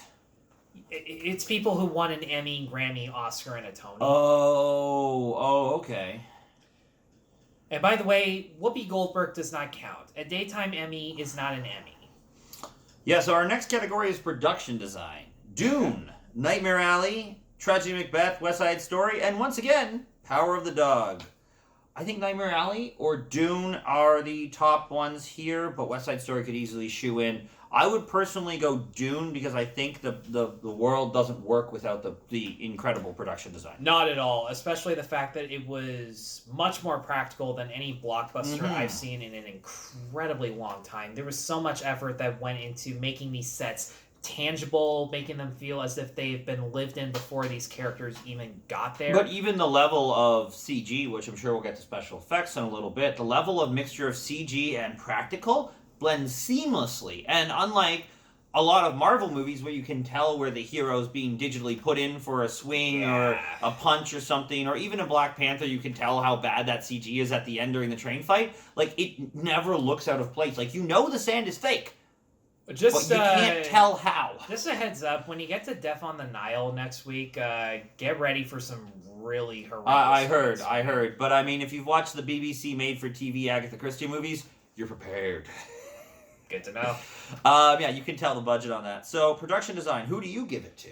I'm definitely going to give it to Dune just based on the practicality of the sets, which, you know, there's not a ton I can say about them that I already haven't. You already know why it's going to win. They're real. They're incredibly detailed. They add a ton to the world building and the mythos. And on top of that, it elevates the actors' performances because they're in a real location, so they don't have to pretend like they're in some place that they're not. Snub on this one, French Dispatch. That office 100%. was charming. The sets, the way it moves, the jail. You had 3 different scenarios all set up, paraphrased or photographed or whatever by this main setting, and oh my goodness, French Dispatch should be on here. The Power of the Dog is a freaking desert with a couple cows and a guy in a hat. A part of me wonders if French Dispatch didn't get it just because the black and white might have masked the sets, or because but half of it's color, or because of how much of it was stop motion with the planes and those one location. But that gives it more intricacies. That means you're doing stop motion, black and white, and color design. You're doing much more design than most of these movies do. That's true, but there's also that fine line where some people wonder what that counts as production design. I'm with you on this, but I'm just trying to play devil's advocate on here, trying to figure out where exactly their minds were. I think you got to give it a nomination. And for all we know, there probably were people that voted French Dispatch. They just got overruled. I don't know where this Power of a Dog crowd is, but I want to sit down and have a conversation with you. I want to know why you like this. I really just want to sit down, and I'm not going to yell. I'm not going to be angry. I just want to know why. I've met one person, but I never got around to asking. But everyone coming out of this movie, they're like, yeah, it's all right. Yeah. That's it. There's no like, oh my goodness, give it 12 Oscars. No one's saying that. Did you have to turn into Oscar as you were saying that? I don't know, my voice is real weird. Short animated film. See, when he turned into Oscar, I just sat there. I'm like, okay, I know exactly what he's going to do to those. Hold on. I know exactly what he's going to do to those people who like Power of the Dog. He's just going to go, everybody scram! C is for cookie. That's good enough for me. Cookie starts with C. It's just a Cookie Monster impression, pretty much. Yeah, no shit. At the end of the day, but like Oscar's similar to Cookie Monster, and like, you know, Big Bird's just he's just scary. Carol Spine. Yeah. It's like I got nightmares from. It's like a yellow condom on stilts. Anyway, short animated film. It is. That's what it looks like. Two. Affairs of the Art is nominated for Best Short Animated Film, which we're going to be reviewing all of these. We're going to do a special breaking these down because last year, if you saw any of our videos, we got really mad at the live action shorts because they were overly political for no reason. Well, I wouldn't say for no reason. I would say for no good reason. Like, I just wish that the short that won last year about racism, like, when we show these scenarios playing out, and then we see the cop being kind. Like, is that so much to end on that note? No, he's got to be mean again, because all cops are evil. Sure, world. If you legitimately believe in ACAB, stop watching this video and just fuck off. They left a long time ago. Beasta! We've got Box Ballet, Robin, and the Windshield Wiper. I'm excited to watch all of these. I have no horse in this race. I haven't heard any of these, so as soon as the shorts come out at the Princess, we watch them. We'll know exactly what to root for. Should be next week. Next week. That's right. Short film live action nominees: Take and Run, The Dress, The Long Goodbye on My Mind, and Please Hold. Probably not going to watch these, going to be honest. I might skim for the synopsis and I don't know. Yeah, this is where Oscar bets are won and lost. For those who can sit through the Oscar shorts films and short documentaries, you've won your bets. Probably. Best sound. Now this is an interesting category. Belfast. I think it's nominated because of the way it balances the war sequences and the music and everything. Probably. Doom. I disagree with this. You know that. I disagree with you on this. So Fair enough. No Time to Die. It still has the Living Daylights mixing where the music is louder than the action, so I don't think it should get a nomination. That part was really frustrating. I call it the Living Daylights because in that James Bond film from '87 with Timothy Dalton, they have a classical orchestra, and the lead Bond girl plays the violin in that orchestra, but the orchestra is so freaking loud, the talking is so quiet, and the gunshots are just in between. Exactly. I mean, it sounds like every other blockbuster, and that's kind of the problem. Power of the Dog. Again. There was sound design? Sure. And West Side Story, which I think West Side Story easily could take this one because it is a musical. It's all about the sound. It's all about that experience you feel, and the sound elevates the experience. And it's just inherently tough to mix in pre-recorded songs that the actors are lip-syncing to along with their actual dialogue. The great thing about the West Side Story soundtrack is that for some songs, there actually is that mixture of music and dialogue as opposed to most soundtracks that just leave like 10 to 20 seconds of awkward silence in between the music that, don't get me wrong, sometimes it's totally fine. And if you're listening to it in the car or at home, it doesn't really make any difference. But it was a lot more impressive how many scenes were actually integrated into the soundtrack. And I think that's why it actually has a chance. But with Dune, they had to do so many things out of the box in order to make the sounds of this world feel different than any other sounds of any fictional planet or sci-fi setting that you had, to the point where they actually recorded the sounds on set. Not in a quiet place scenario where they just told everyone to shut the fuck up and turn off their phones. They just picked locations. They actually picked the locations before they started shooting, and for an hour or so just recorded the sand blowing in the wind, and it led to so many happy accidents that enhanced the quality of the sound. They realized that at a certain time of day, the wind blowing the sand actually makes this sound that sounds like whales in the ocean, and they took advantage of that. That was a cool sound. I don't know if they integrated it into the sandworm sequences, but if they did, that was brilliant. Yeah, I think West Side Story are doing for sure. Visual effects. If Dune doesn't win this, what the fuck? Exactly. But the other nominees are, just for the sake of protocol, Free Guy, which is, I don't know if that deserves an Oscar, but I watched that movie 5 times. The effects look pretty fun. The effects look pretty fake. And also, please stop shoving Star Wars references into thing just because you own Star Wars Disney. And Marvel references. I get it. You have other movies. No Time to Die. They did do really good with the stunts. It's nice to see someone nominated for fully practical effects. That's a nice nomination, but not going to win. For the most part, anyways. Shang-Chi and the 10 Rings. Really terrible CGI. Those dragons are, I think, why they're nominated. The dragons at the end. Even those looked kind of fake, though. I liked everything up till the end because CG fights are dumb. The green screens were horrendous. I didn't really pay too much attention. Like, they weren't as bad as Death on the Nile, and even with Death on the Nile, I can kind of forgive it because Branagh still has his old-fashioned tricks to it, but that's And then Spider-Man No Way Home. The CG in that was fine. I don't think it deserves to win. There was nothing wrong with it. Yeah, it wasn't just very bad, average. That's the exact because problem. like you can tell in a Marvel movie, like I mentioned before, you can tell whenever a character goes to swing, move, or punch, and it's not a real human being. They have a terrible CG model they use every time, and it just doesn't look quite right. But like the Doctor Strange effects were cool, and like there was enough in there. Be like, that's neat, cool. But the scenarios were so creative, and I think that's kind of why this actually got into it, because it didn't matter that the effects weren't photorealistic. It's just that they were utilized in such an imaginative way, in such a great fan service way. Sandman did look really good and sharp and blend in with the environments. He was the best CG in the movie. You know what? Now that you mention it, for sure. So I think Dune's got to take this. If Dune doesn't take this, something went wrong in the world. Because Dune literally, as I said, has special effects that look so real, you can't tell which is fake, even though you know which is fake. It's so good at blending real and fake, and that's the best part about anything he did. Like, Blade Runner 2049 was a huge step up because of the way he blended CG and real effects. Everything looked phenomenal. And with Dune, he had the much more difficult challenge of making it much more CGI-oriented, because you can't film everything in the desert because of the heat conditions, because of how many people you have to take out there. You can't do all of it on your own.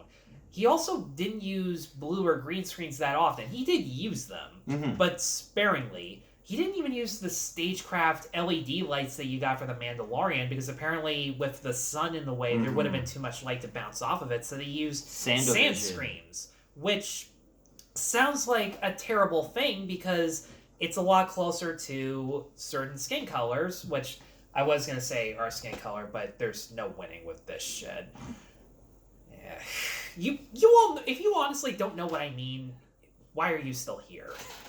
But in any case, it was risky, and I've seen it fail so often when you have to CG out puppets. I saw this one video essay about the evolution of Barney costumes, because I had just seen the Nostalgia Critic review of the Barney movie. Like The Great Adventure, he did that episode? Yeah. Okay. You could totally tell that Barney, who was darker purple as opposed to bright pink in the early days, that there was a lot of chrome keying that almost made him look blue because the puppeteer in the background had to be edged out. This never happens. If anything, making it the same color of the actual environment blended the CG together, in my opinion, better than Mad Max Fury Road did. Which is weird, because Mad Max Fury Road often just used the blue sky as a blue screen because George Miller knew good and hell well that was the perfect opportunity. Yeah, I mean, Mad Max, you can tell when the CG's there. Like, with the difference between Mad Max is like when they have the dust, it's not as good. But in Dune, the sand is incredible. That is great sand. Yeah, like Mad Max Fury Road had good CGI mountains that you don't realize are there, but the sandstorms, they had no alternative. Like, there was no way out of that. With this, everything is incredibly blown out of proportion and all for the better. I love sand. It's coarse and it's dense and gets everywhere. Absolutely. Code that once a day. Best writing for adapted screenplay. I hate sand. It's coarse and it's dense. We used to swim to the island every year. Okay, just get on with the adapted script. Coda. Still haven't seen it. Haven't been able to find it. Apple TV. Yeah, it's on Apple TV. Don't have Apple TV. You know how many, like, they got rid of cable, and there's a bajillion and one streaming services. I want to watch a new Halo show. I don't need Paramount Plus, people. Release it on disc. I'll go buy it. You have no idea how pissed off my parents are that they have to watch Yellowstone on Amazon and then 1883 on Paramount Plus. I swear they're just doing it to get more money. Oh, yeah. Cable may be gone, but you're still paying the same in streaming packages. Drive My Car got a Best Screenplay nomination. That one is relying on that. Dune, The Lost Daughter, and Power of the Dog. I'm giving this to Drive My Car because that movie is incredibly reliant on dialogue and not reliant on action. Yeah, you know what? I'm glad Denis Villeneuve at least got some Oscar nomination for this. Like, I wish he had got director instead of screenplay. Like, that would have been much more fitting. Like, French Dispatch should be in here for screenplay.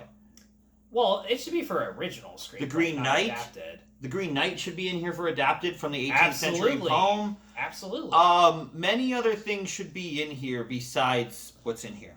Yeah, and I think the only reason Dune might have a chance is just because you're taking one half of a novel, only one half, and you still have to add so many extra layers. You have to explain the mythos in as subtle and non-expository way as possible. You have to give all of these characters, no matter how little screen time they have, an equal amount of depth as the actual stars of the show. And in my opinion, these guys did that. I love that Eric Roth, the writer of Forrest Gump, is one of the writers of this. And dude tends to be a pretty popular Oscar choice when it comes to screenplays, especially because dude actually won for Forrest Gump when, I'll be honest, I love the movie more than Shawshank, but Shawshank probably should have gotten it. I mean, I think if I'm going to take my Stephen King 90s adaptions, I would go Green Mile over both of those. That's too depressing for me to see. It is a depressing movie. Like, Shawshank at least has the uplifting ending that actually feels earned. What is Green Mile? Of course I have it on VHS. Incredibly, the free hour VHS where you need 2 parts. That's, I got one. Awesome. I got a Laserdisc that has 6 in it for one movie. But yeah, a part of me does think that Drive Car might have a bigger shot just based on how you can carry a 3-hour movie with just daily conversations that you have with anyone that one's else. Gonna have to be the strongest script of the bunch. That's admittedly a lot tougher to do than adapting a book, because with adapting a book, you technically have the blueprints there. You just have to pick and choose what to and not include. And again, the guys that Villeneuve and his crew got were definitely good. Villeneuve's weakness has often been as a screenwriter, especially with his earlier works, but I think this was the one time where got it. Drive My Car is a book. I think it's like a short story from a book or something like that. It's a book. Yeah. Okay, well, that's the thing. Best original screenplay, we have Belfast, Don't Look Up. What? Why? King Richard, Licorice Pizza, and Worst Person in the World. Out of all of these, I would give it to Licorice Pizza. All right, let's move on to the big cool category. Best Picture. Who do you think got nominated for Best Picture? I would like to say that Belfast was one of them. You're correct. One is Belfast. King Richard is probably another one. That's correct. I already know that Drive My Car and West Side Story are up there. Did Dune get in? Dune did get in. Really? Yes. So our nominees are Belfast, Coda, Don't Look Up, Drive My Car, Dune, Licorice Pizza, Nightmare Alley, Power of the Dog, and West Side Story. Okay, you know what? That's actually not a bad lineup. How the fuck did Villeneuve still not get Best Director, but you give him a Best Picture nominee? I mean, seriously. What was the Best Director branch thinking? Because we talked about this before we started recording, and this is something that a lot of people don't realize about the Academy. They don't all vote on the same categories. The writer's branch, the director's branch, they all have different faculties that decide the nominations and make the votes. It doesn't often feel that way because of how big a straw man these people turn out to be, especially with the new rules. We haven't even gotten to the point where Best Original Score only needs less than half of original music to get Best Original Score, which Birdman was 6-7 years ago. Like, it's too late to be sucking up to that. Oh, the Academy constantly flip-flops. Remember, like, in 2015 when they refused to acknowledge, like, streaming movies? And look at it now. And then in 2018, allegedly, Steven Spielberg had a problem with it, and then it turns out it wasn't true, but that rumor was just blown incredibly out of proportion. Which would have been... Look, if it was true that he had a problem with it, it would have been in incredibly bad taste, seeing as how Alfonso Cuarón credited Spielberg as a major influence for him as a director. And when you look at Cuarón's filmography, you can totally see why. If anything, he does the Spielberg wonders a hell of a lot better than Spielberg does now. And those are the Oscar nominations. Are we wrong again for our winners? Who knows? Well, like, who would you pick for Best Picture? Because, like, you already know what I'm going to say. Best Picture, I think it's got to go to Belfast. I think that's the movie that everyone liked this year that's got a good vibe. Or I'm going dark horse here, Drive My Car takes it. Because when Roma was nominated for Best Foreign Film, it won Best Picture. It won Best Foreign Film and Best Picture. No, Quaron got Best Director. And Parasite did the same thing, nominated for both, won. Yeah, but I mean, I can't remember who won in 2018. It wasn't Roma, but Let's see. It's hard to say. Like, I'm only saying Dune just because it is objectively my favorite movie of the year. And I have seen Belfast the second time. I took my sister to see it because she hadn't gone back ever since that one accident at the Princess. Yeah, that was a thing. So I watched it again, and it's still really good. Don't get me wrong. Shape of Water was 2018. You know what? I almost said that, but I thought it was something else. But it's interesting how Nightmare Alley gets a nomination, but not any... It might have been 2019 Best Picture. That might have been... Because, like, that was... In 2018, it got the Best Picture for, like, 2017 stuff. Green Book. Green Book was 2018. Green Book, then Roma, then Parasite. It should have been... Honestly, I would have preferred Roma over Green Book. Green Book's amazing. Green Book's fine. I like it a lot. It's just... Roma, I felt, accomplished a lot more with very little, in my opinion anyways. The only big thing it had was 70mm black and white, which, don't get me wrong, was amazing. I think Alfonso Cuarón's best film is still Prisoner of Azkaban. It's certainly one of them. So. But, yeah, it's really hard for me to describe. Like, again, I'm only rooting for Dune because it's my favorite movie, but... If Don't Look Up even gets a shot at something, I haven't seen it. I just didn't feel there's like it interested me. No point. I only watch movies that interest me these days. Because if I'm not interested, I'm probably ain't gonna watch it. I'm more interested in movies that like actually take my mind off of life. Mm-hmm. And even though Licorice Pizza had some moments that take you out of the experience by saying, hey, remember how the 70s used to be fucked up in a certain way? It's just like, well, yeah, but that's not why I came here.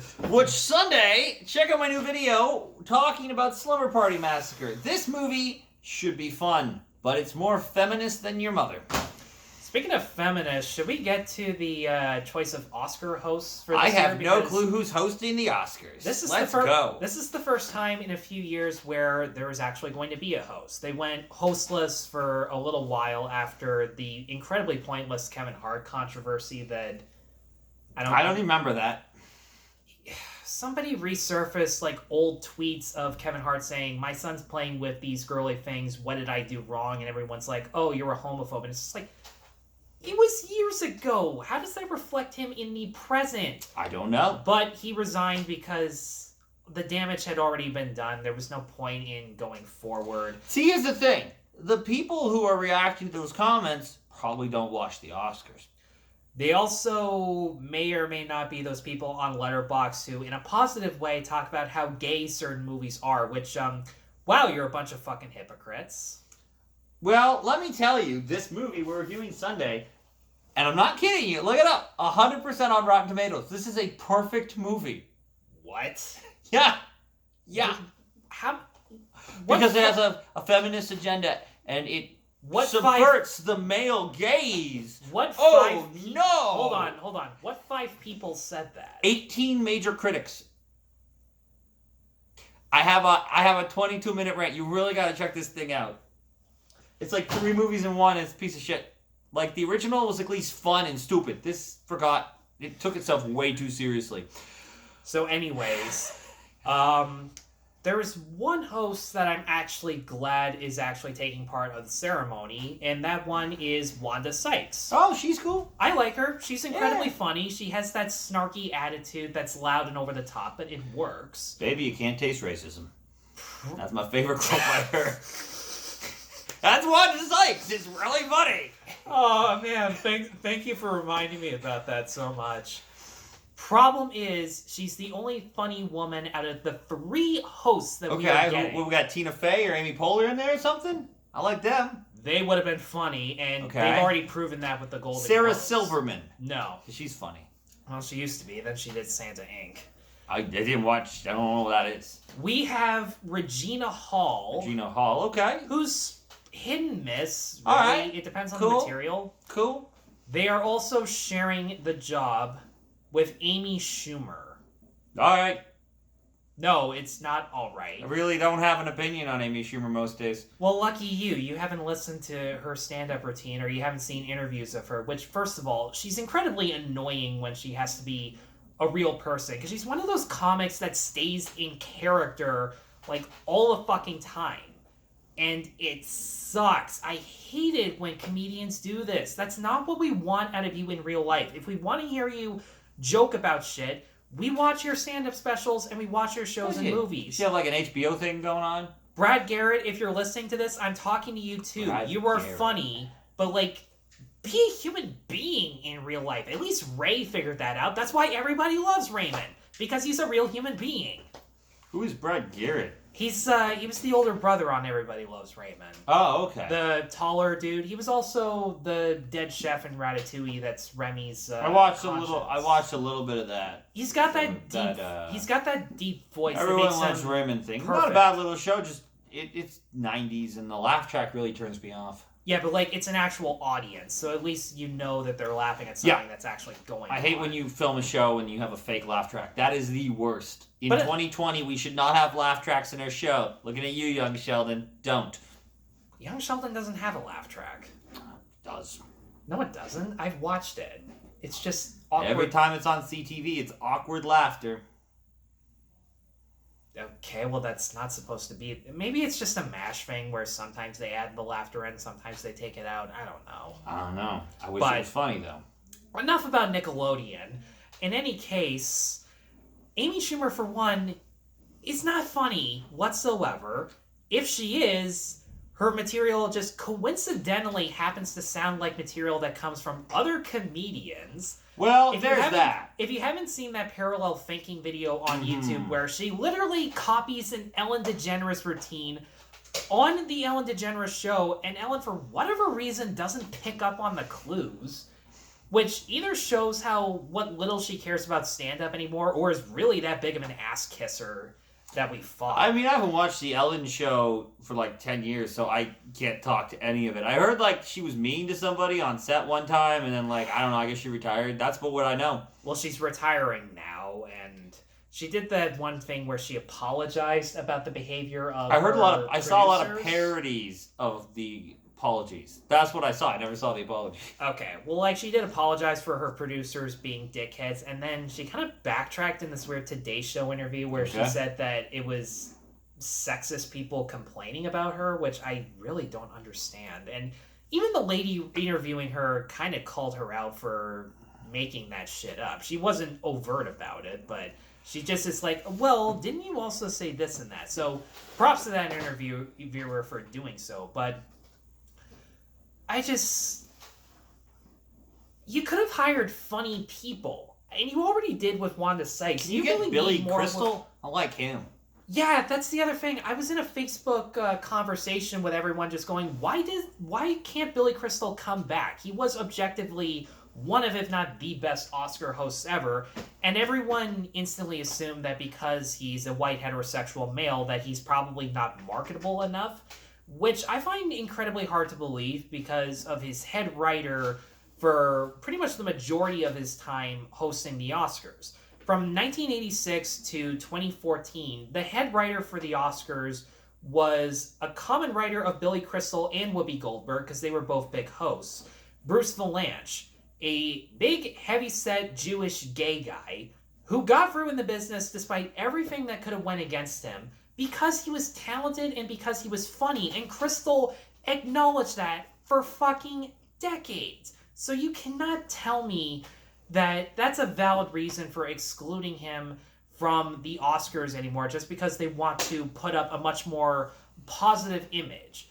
And it's the problem I have with award shows and advertising and just entertainment in general.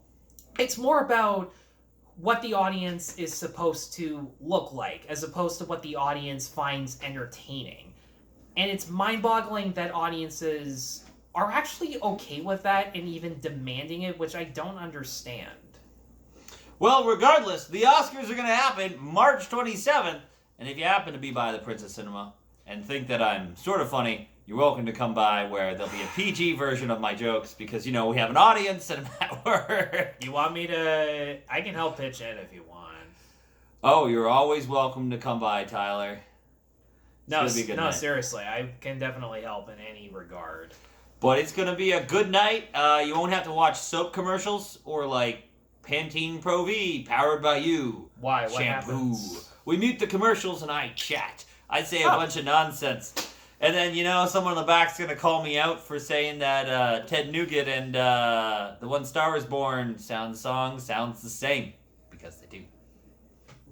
Wait, A Star Is Born song sounds like Ted Nugent? Ted Nugent. Got you in a stranglehold, baby. I'll show you later. What song sounds like... Oh, is it the intro? It's the song he's playing on a guitar, like, in the first 20 minutes.